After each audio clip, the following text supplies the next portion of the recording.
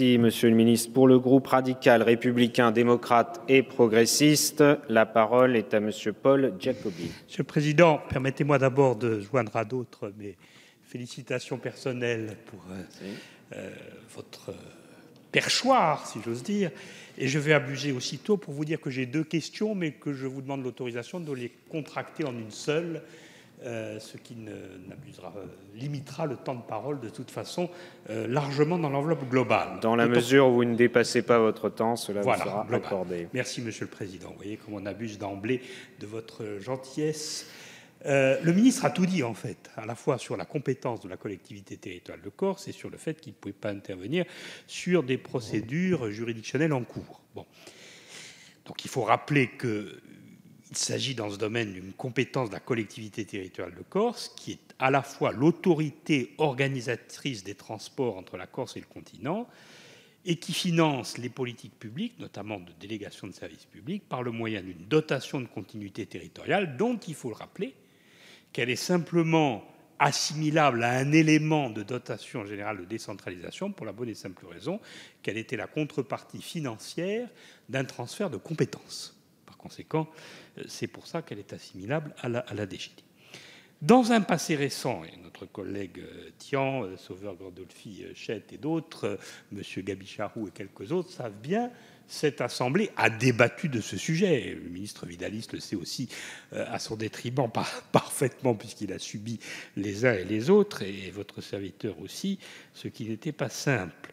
Mais si nous avons débattu de ces sujets à l'époque, c'est parce que la situation était différente. L'État était directement ou indirectement soit l'actionnaire principal, puis un actionnaire à tout le moins de référence, et qu'il ne l'est plus. Et que par conséquent, ça a donné lieu à bien des débats. Il y a même eu une commission d'enquête dont j'ai subi la fonction de rapporteur, et qui d'ailleurs évoquait la situation de la privatisation de 2006, époque où effectivement l'État était l'actionnaire absolument principal. Alors, depuis, les choses ont changé. La SNCM a été reprise à la suite d'une décision du tribunal de commerce de Marseille, et suite à un dépôt de bilan dont chacun connaît l'origine, problème de gestion bien entendu, mais également sanctions financières de la Commission de l'Union européenne, d'ailleurs confirmées, je signale, par la Cour de justice des communautés, non pas à titre définitif, mais en réalité la Cour saisie s'étant prononcée sur le tout, il y a véritablement peu de chances, Monsieur le Ministre, que les recours en cours, si j'ose dire, puissent changer grand-chose à la décision d'une Cour de justice qui a agi à titre définitif. Enfin, vous connaissez ces sujets aussi bien et probablement beaucoup mieux que moi.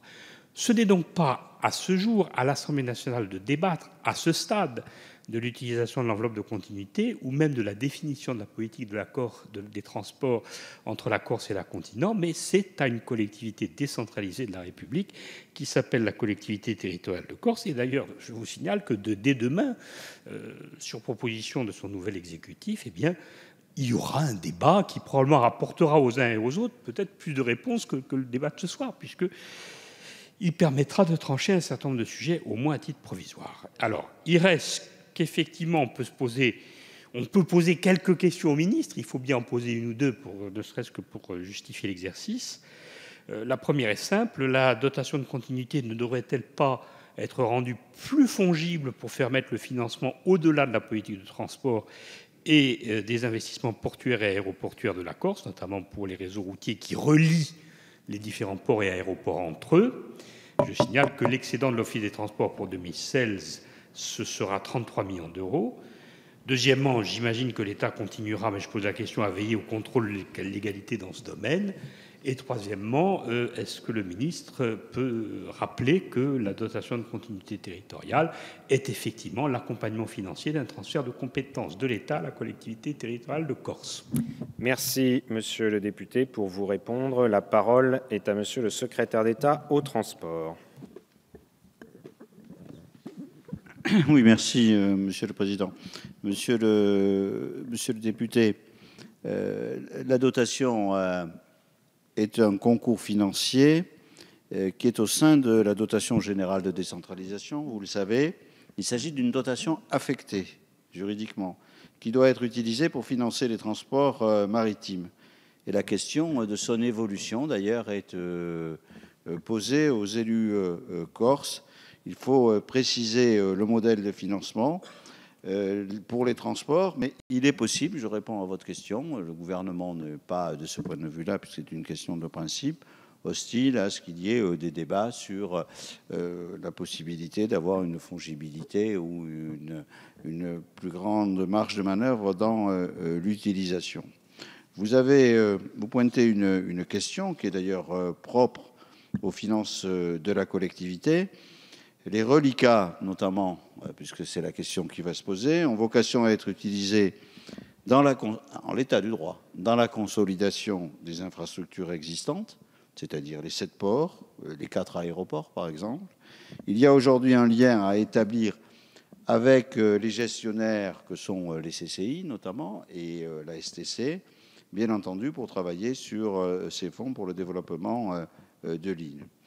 Plus généralement, concernant le statut de l'Office des transports de la Corse, dont la mission est de gérer les subventions, cette structure dédiée vient, depuis la loi du 13 mai 91, compléter l'article L. 4424-18 du Code général des collectivités territoriales sur la continuité territoriale et permet à cette collectivité de définir, sur la base du principe de continuité destiné à atténuer les contraintes de l'insularité, dont j'ai rappelé la suite précédemment. S'agissant d'autres inquiétudes qui peuvent arriver, notamment celles sur la DSP provisoire, vous en débattrez probablement. Je veux simplement dire que le gouvernement n'entend pas évidemment donner par anticipation une quelconque réponse à cette question.